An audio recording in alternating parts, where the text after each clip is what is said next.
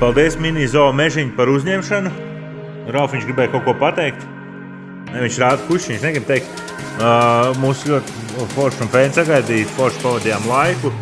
Video, diemžēl, tāds ļoti sarautīts, tāpēc, ka man bija slinkums viņu veidot, un es viņu ieliku, lai automātiski izveido video no video materiāliem.